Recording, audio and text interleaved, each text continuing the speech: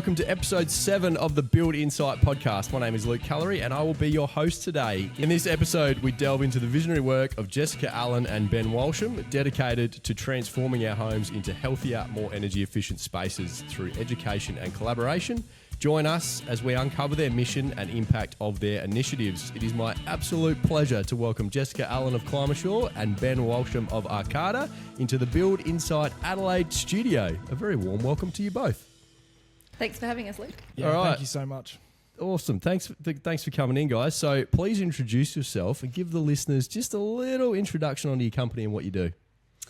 Thanks, Luke. My name's Jessica Allen and I work for a company called Climasure, which is based in the Adelaide Hills. And my main mission and purpose is to consult on building science.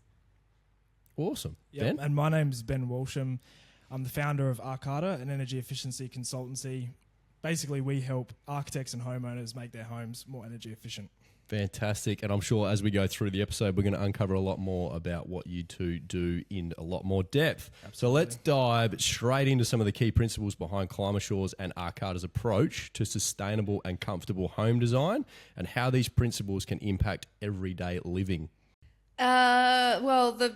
We consult on things like passive house principles, hygrothermal modelling, and detailing around membrane installation and moisture management.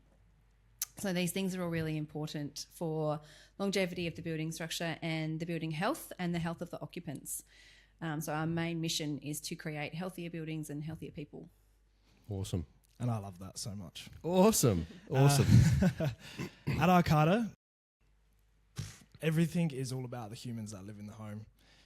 Energy efficiency can often be put to numbers and data and return on investments, but that's not what it's all about. It's who is actually living in the house. What do they use the house for? How do they use the house?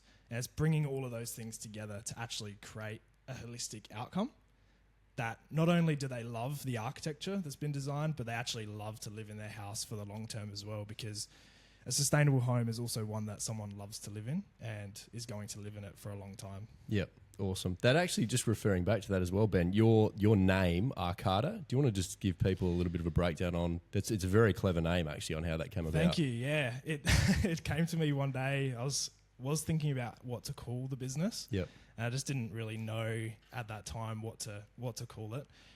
I studied architecture, so I have an architectural background. Absolutely love architecture and beautiful design. And so I serve architects and homeowners and bring those things together. And I also like Japan as well. So I've been to Japan before. I love anime and things like that. And so kata is a Japanese word for form, process, a way of doing. And the AR is architecture, so I brought them together and that's ARKATA. So yeah, it's like a way of doing architecture is awesome. This energy efficiency, sort of human-centered focus. Yeah, clever and effective. I like it. Thank you. Yeah. Awesome. What are you finding are some of the pain points? Like obviously this is quite new to a lot of people, a bit better, like just better building in general, trying to implement some of these systems. What do you find are people's biggest pushbacks at the moment? The perception of increased cost. In terms of pushback, increased cost, and in terms of air tightness, there's a perception that people are going to suffocate inside their home. There's a fear about that. But generally speaking, it's a lack of knowledge and understanding. Definitely. I found that actually in the early days when we started speaking, Jess, I'd heard a lot of stories myself, but I was really worried about building a home that was too airtight and not having appropriate ventilation. Thinking that you're going from one extreme to the next. You're trying to do better, but then you're actually creating even more of an unhealthy space for the occupants. Yeah, we need to change that term. Yeah. Airtightness doesn't make sense because you want your Tupperware container to be airtight so that your food stays good for a long time. We want our homes to be leak-free. So you hear it here on Build Insight first. We're changing it to leak-free, okay? Because airtightness scares people. Yep. Leak-free, however, is what we want to be doing. Yep. Yes. Yep. Leak-free, people.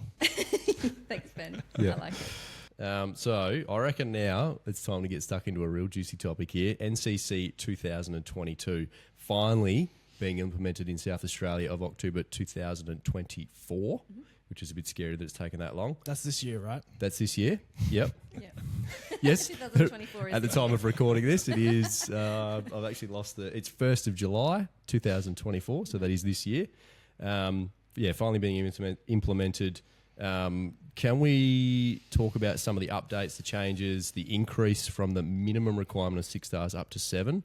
Bear in mind that for the listeners that this is the minimum standard that we're talking about. All the NCC change. Well, basically the NCC is a guideline that's telling people or telling builders and designers the minimum standards to basically make a home occupiable, if that's a word. Yes. Without being illegal. Livable, So yeah. livable. Yep. Thank you. That's probably a bit better. Maybe Ben, if you can maybe just give us an explanation firstly on maybe what a star rating is.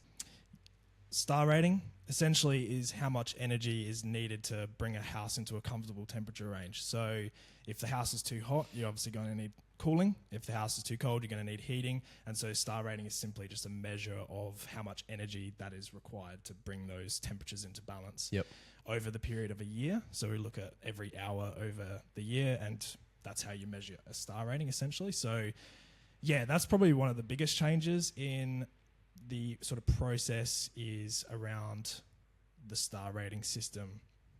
So star ratings is mostly building fabric. So the walls, the windows, roofs, colours, etc. is building fabric. Star ratings has focused on that for a long period of time. And so in the NCC 2022, we now have a additional compliance requirement, which is the whole of home section, which actually now is, if you think about it, energy usage in a house is, split up into different sections, and often the building fabric is just focused on the heating and cooling aspect of the house. Whole of home now takes into account the rest of the pieces of the puzzle. So your appliances, your hot water heat pump, or your hot water system, your cooking appliances, the lighting, everything that is used in a house now gets measured. Yep. And so this is all new with the current update. That's correct. Yeah. This wasn't included before. This is part of the new update, which is coming live in October 1st this year. And so bringing all those things together, we're going to be getting much more holistic actual measurements of the house and how it all sort of works together. So the results I've been seeing so far have been absolutely fantastic. Like, they are going to be much more holistic, as I've said just before, and measurable for a client. And to be honest, the value for a client is just so much better. Like, the value proposition is just great. You can measure a savings rate over 30 years, and you can really start to optimize a house for the outcomes that you're looking for. So and that's really just one piece of the updates. One piece of it. Changes. And you've got some fancy software that enables you to work these calculations out. Yes, fancy software. I personally Sorry, I don't mean to dull your professionalism down there. It's not all the software. There's obviously someone driving it. But NatHers is quite... Yeah, NatHers is great. There's lots of data that you can actually get out of the system. It's how do you pull the data out and make it readable for someone? Sure. And that's the whole point of ARKATA, is to make things simple and understandable and measurable, and so that you can actually make informed decisions, because sometimes that's what gets lost is, okay, wow, there's so much information here. How do I actually formulate a strategy to not only get compliance but build a healthy, comfortable home as well? Sure. So there's lots of things going on in the code this year. Not only do we have energy efficiency changes, but we've also got the livable housing provisions, which change, fundamental design principles as well. So, from a builder's perspective, from an architect's perspective, things are getting a bit more difficult to coordinate. And so that's where, someone like myself or Jess come into the picture and, provide some assistance, because, like I said, it is getting harder. So it is, absolutely. And I can definitely vouch for that as a builder, trying to, I guess, reach out to the industry bodies where information is available. There's no one that's really giving straight answers. So I guess the biggest advice that I can give a builder at the moment is to continue to reach out. Like, don't solely rely on one source of information, is to continue to reach out, ask questions with other people in the industry, whether it's the builder down the road, because they may know someone like yourself sitting here in the room with me that actually has the answers. Yep. It's an evolving space, definitely. Yeah. Cool. Anything to add to the changes, Jess? I think Ben's the expert on the NCC. Where do we begin? Yeah. Yeah, there are lots and lots of changes happening. I don't think that, that's not really my specialty. That's Ben's specialty. Yeah. Yeah. Well, I mean, we were talking about one the other day that does change things quite considerably. You know, the ventilated roof cavities in climate zone 6, 7 and 8 becoming a requirement and a mandatory requirement. And that's something that, again, like, there's changes that happen, and my concern is that the changes, and everyone knows about 7 stars. Everyone's talking about it because it impacts every house that's being built, and it's going to impact costs immediately because of glazing and things like that.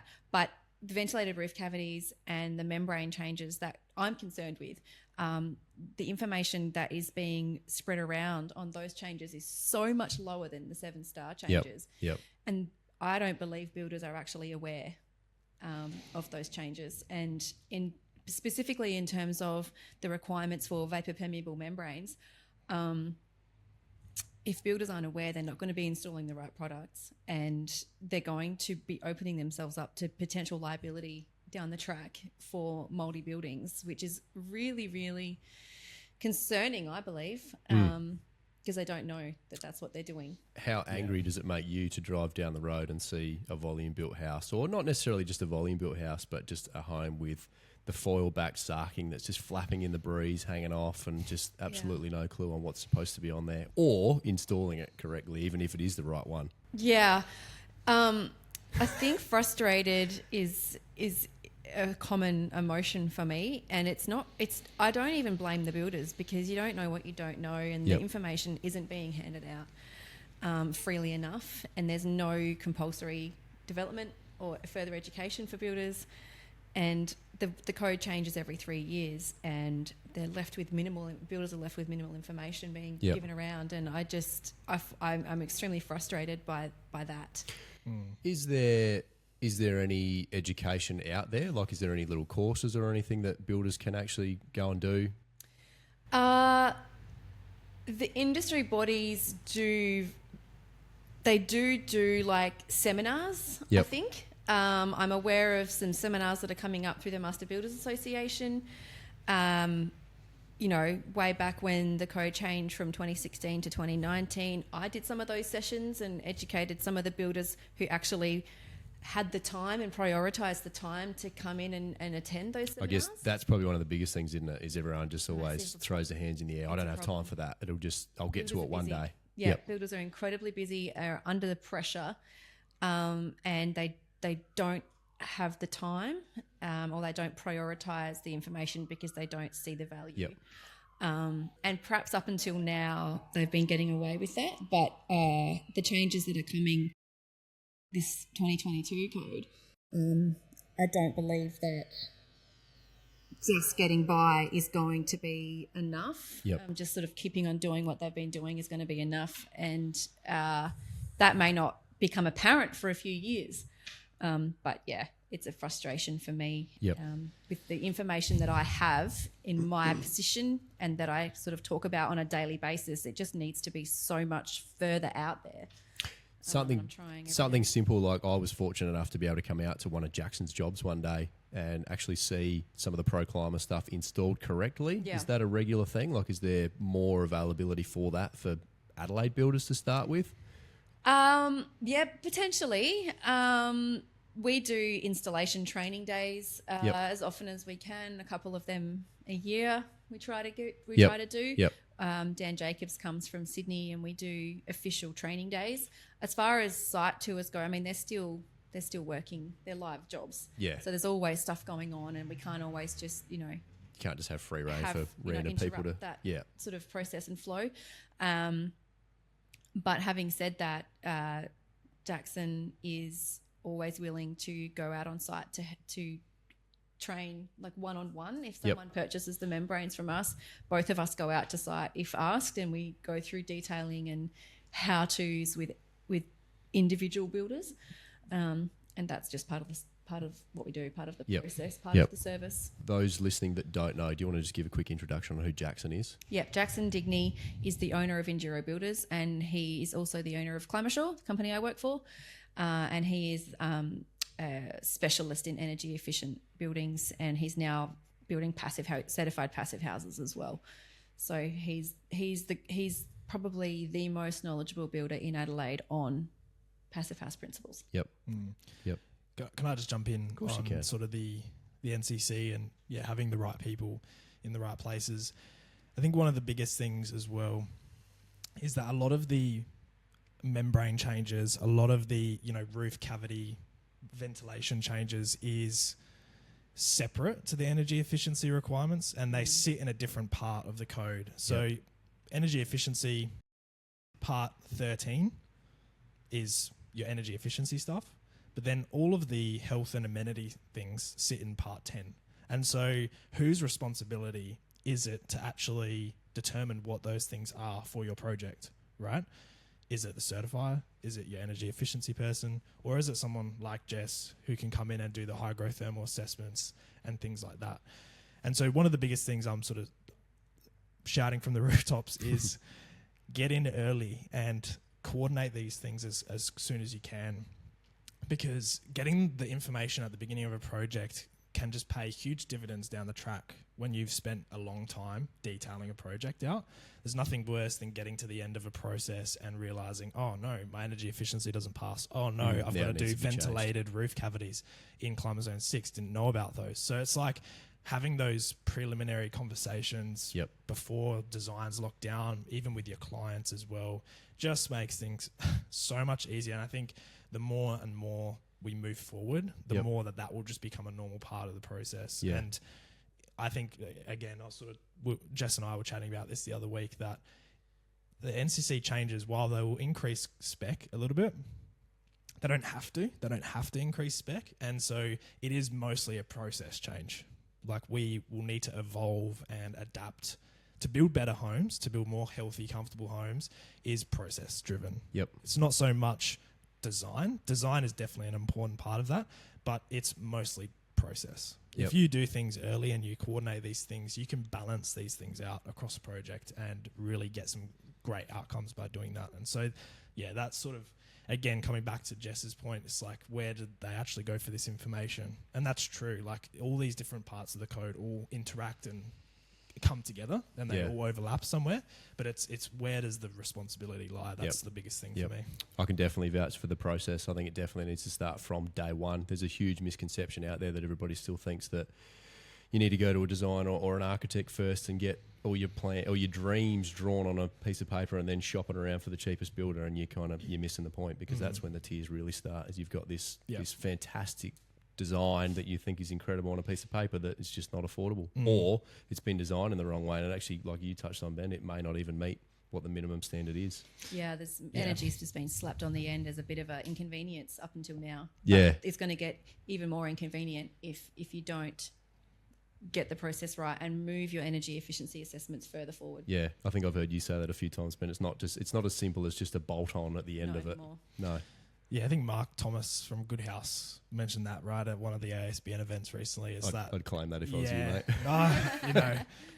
You got to pay your dues. So, but it's like, it's foundational to a good house. And it is not a bolt on. It's part of the process. And good architecture is about the person that lives in the house, and sometimes maybe through the data-driven, AI world that we're sort of walking into, often that's probably one of my biggest fears, is that we forget about the people actually living in the house. And so let's not do that, and let's focus on healthy, comfortable, resilient homes that last the test of time, and a healthy and comfortable live-in, and homes that you love to live in as well. I think that's what Jess and I are here to do, and we've been collaborating on presentations and things like that, trying to spread the word and educate, because that's where it all starts, is with education. So Yep. We went into the last Friday was the Passive House, International Passive House Open Day, and Jackson opened up his certified Passive House in Mount Barker and had some tours. And as soon as I walked in, it's in Mount Barker. It's freezing in Mount Barker. It was a miserable windy day. There was wind gusts of 40 kilometres an hour on Friday. It was perfect day for it. It was horrible. I was meant to be doing a blower door test demo. It was just like, it was horrible conditions. But inside the house, it was just so, compared to my house that I'd walked out of in the morning, that was like 11 degrees or something. Just walking into that house just immediately was quiet and warm, and it makes your hair stand on end, doesn't it? Just the feeling was just completely different. because it's so well insulated and built. And so that human-centered thing that Ben's talking about is so important. And often I don't believe that people, when you're building a dream home, I don't actually think a lot of people consider how they're going to feel when they move in.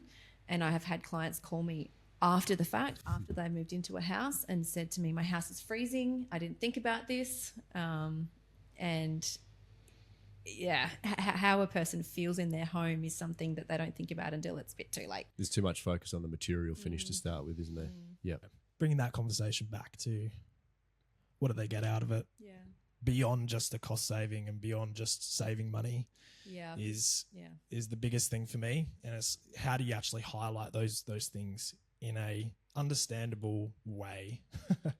You know, the homeowners don't understand this stuff. And so, but however, saying that, the education of homeowners is becoming more and more apparent, and they're doing their homework and coming to those the table with, like, you know, the facts and what they actually want. And so the more that happens, the more obviously the builders and architects out there just have to cater to those needs as well. And so I'm very optimistic about where we're going in the future prospects for healthy, comfortable homes. And it makes me excited to be here and helping people do that. And I guess that's probably one of the biggest learnings for me is don't be a gatekeeper to the information. You know, give out as much information as you can for free. Expect nothing in return, because at the end of the day, we're all on the same mission here, like to build healthy, comfortable homes. And it's how do we do that by bringing everyone on the journey with us. And so that's super critical. Rising tide lifts all boats. Absolutely. Yeah. Yeah. I've definitely noticed that as a builder. Like clients coming to us now are definitely a lot more educated than they used to be. People are asking for specific types of windows, whether they can get the right, the volume of insulation, things like that. They're definitely a lot more educated. So I guess that's where, as the builder, you definitely can't sit on your hands anymore. You need to be continuing to educate yourself in other ways as well, by reaching out to, you know, big guys like ARKATA and Climasure, as well as other online resources. And just, I've actually found probably one of my best resources is Instagram. Yeah. As much as I hate plugging social media, there's so many other people out there that are just really valuable resources. Absolutely. Even if it's just looking at finding a photo of someone that's done a really cool detail, and you can just send them a message and say, hey, do you reckon you could elaborate a little bit more on that? Or just, And there's actually a number of podcasts just like this one that have popped up of late as well. So builders like yourself are collaborating with other builders to share information for free, which is fantastic. Yeah, the builders are on the ground doing this stuff, right? I personally, I can't speak to Jess because she's actually out there doing the air tightness tests and things like that. So she is on the ground too. But I sit on a nice office chair with a desk. And so I'm in the paper space, really. And so it's awesome to see so many builders being engaged in this conversation. And, you know, I hear about more and more builders doing the healthy homes courses and, you know, being really engaged in the products that they actually build and deliver to people. And so to me, that's probably the most exciting part, is builders being engaged, because at the end of the day, the change comes from them as well. Yep. And so, yeah, that's an exciting piece as well. Awesome. Do you want to just touch on quickly NCC 2025? They've announced updates already, and that's the scary part, I suppose, about the 2022 updates, is they're finally only being implemented at the end of 2024, and they've already announced future updates. I haven't actually looked into this too much myself yet. Do you know what they are at all? I haven't personally looked into it a lot. I'm neck deep in the 2022 changes, to be honest. And because that's top of mind for people at this stage. I think once we get through these next few months and we're into 2022 code, then starts the conversation about 2025. But it's fantastic to see that they're still pushing ahead with that. I was worried as well that we would delay 2025. Yeah. Do you think it's too much too soon? There's a possibility that it gets delayed. It will be delayed. Yeah. Well, look at this one. It's nearly 2 years. Yeah, it'll be delayed. Yeah, I do understand why we delayed this one. You know, we had COVID, we had shortage of materials, we had shortage of labor. I mean, we still have these things today. You can speak to this better than I can.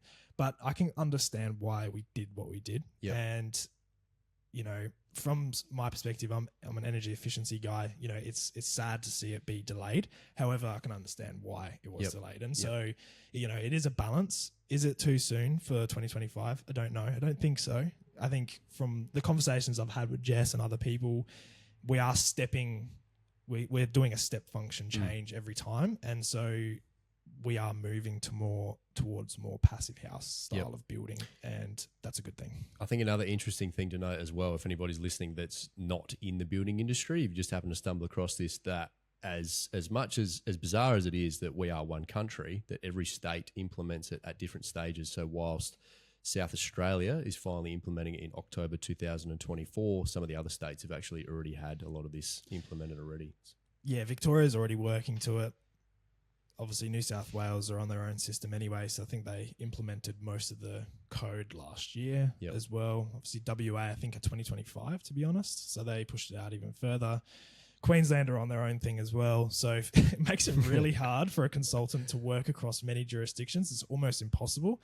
And so from my personal perspective, like I only focus on really South Australia, Climate Zone 5, 6 and 7. As you should, working in South Australia. Australia. I'm working in South Australia. This is my place. This is what I know. And it's almost impossible to ever really even consider, other states. And so, to speak to that, it is really hard to navigate all of those things, which is why I don't even really worry about it. You just focus on what you do know. Yep. There's also parts of South Australia that are being excluded from NCC 2022. Mount Barker, for example. Yeah, huge shame. Don't have to comply with 7 stars. And there's some affordable housing sects as well that in a recent, what was that thing called last week? That was the pathways, a pathway document. There was a big event at the convention centre. Yep. Malinowskis was up there talking about delivery of housing and et cetera, and he has said that affordable housing won't be cost impacted. So that means that they'll be, I don't exactly know what that means, but it was worded to the effect of affordable housing, which is probably a good thing. We still need houses, and we can sit up here and talk about costs, but the fact is that costs are the bottom line. They do matter to a lot of people. Is there? It's there's states adopt it, and then sects of states change their mind as well. Yeah. Do they give a reason why Mount Barker doesn't need to I comply? think because there's a lot of just tons of work housing. up there. There's a lot of development going on in Mount Barker as well. Yeah. My biggest argument to the cost sort of argument is once you weigh up the actual human outcomes, I argue that the costs don't even matter because you build these homes, they're unhealthy to live in. So what does that person do? Well, they're a burden on the health infrastructure, right? And so that has unintended consequences and money that actually you can't really sort of account for. And so even just for that fact alone, I think I was at the Pro Climber event and they were talking about asthma, and the cost of that on the national health infrastructure is in the billions. It was huge, right? wasn't it? I do And remember so, that. To speak to my own sort of experience, I was at a home recently that had mold, and I felt really shitty every day, and had a gas cooktop and gas heater and things like that. I've recently moved into a different house, and it's got a cooktop, an induction cooktop, and there's no mold, and I feel so good every day, right? No allergies at all. And so just from my own personal experience, like it makes a big difference to your health. And without doing that big sort of cost understanding of the holistic outcomes on health and well-being, of course we're going to forget about those things and just focus on the actual cost to build the house. But especially in these affordable homes where, they're cold all year round and, really hot in the summer as well. And, we don't worry about the extremes. And so that's where that additional cost comes in that we can never account for. And instead everyone picks up the bill for that as well. So so I would almost argue that once you actually weigh up all those things, cost becomes really irrelevant, to be honest. Just to go back to your question, Luke, about the NCC 2025 changes, I did look at it. I have opened up the document and had a bit of a scroll. Went straight to the condensation bit. Yep. And one change that has been drafted is ventilated cavities. Okay. We talked about. Yep. So it actually comes back to some recommendations made in a document from 2016. Are we talking about ventilated cavities in walls as well? Yeah. Okay. Just before you go too far, when you say the suggestions made back in 2016, is that just... Yep. So there was a document called the scoping document into condensation in buildings. Yeah. I believe that's the title or something very similar to that. I've talked about this document many times and the name of it has escaped me. But there were some recommendations made in that document for the 2019 code, 2022 and 2025 code. Yep. So those are now being rolled out. So the 2019 was rolled out, 2022, and that comes down to vapor permeability of walls, air tightness testing. And so 2019 brought in vapor permeable membranes in climate zone 6, 7 and 8. 2022 has brought in vapor permeable membranes of certain classes down to climate zone 4, 5, 6, 7 and 8. And 2025 then brings in the ventilated cavity. Right. So they're stepping up the requirements of basically a wall being able to dry. Yep. Yeah. In the colder climates where you have a higher risk of condensation because it's so cold and there's cold surfaces. Yep. I got asked the other day, actually, it's an interesting question. Yep. Is there a minimum depth for a ventilated cavity? There isn't. Yet? I don't believe it was written into the draft of 2025. We recommend just a 19 mil batten. Yeah. But that can sometimes be on top of your battens that are already on the wall. It depends on your cladding type. Depends on the direction of your cladding. Yeah. Because I've noticed a lot of, definitely from a materials perspective, a lot of the suppliers or manufacturers nowadays, they're actually specifying their own product as well, like with cavity battens to really try and have a focus on it. But they're all really thin. Yeah, a lot of them I are only think about 12 cavity mil. is better than no cavity because if you're direct fixing cladding onto a vapor permeable membrane, you're stopping the trapping benefit of that permeability. So having the air gap is really and the air movement is like completes the the purpose of why you're installing that product in the first place. Yeah, I was reading the Axon product specs the other day, and they specify a 35 mil vented cavity. 35, from what I saw. 35 plus 35, that's a fairly large That's cavity. a huge wall. Yeah. Well, I'm assuming they would just have one. Setbacks. Yeah. But now these like vented battens, so they've got like the holes on them. Yeah. So they're not exactly just a straight timber batten there. I guess depending on the direction of the cladding as well, if it's only just the 19 mil batten straight on the outside of your studs, what I've heard from a couple of builders as well, from their feedback is if the insulation guys come along and they're pushing their bats hard up against the back of the wrap, if it's a little bit slack and you've only got a 19 mil cavity, it can quite easily actually obstruct that void anyway. What's the good saying? Install as per manufacturer's guide. it comes down to the people who are actually putting the building together as to how effective all the detailing is. Exactly. Yep. Cool. We were talking about details before, weren't we? We were. It's been quite interesting, actually. I'm still learning a lot of these high-performance details myself. So the two sitting alongside me here, anybody listening, they're fantastic resources if you've got a few details that you want them to check over. I have learned some very interesting things that I didn't know about ventilating roofs and those sorts of things. I was under the misconception of we're trying to implement all the ProClima, the Mento wraps and the Extasana wraps as well, and thinking we'll just make one giant airtight box, not considering that we need to be able to ventilate the large ceiling space as well. You have a roof void. Yep.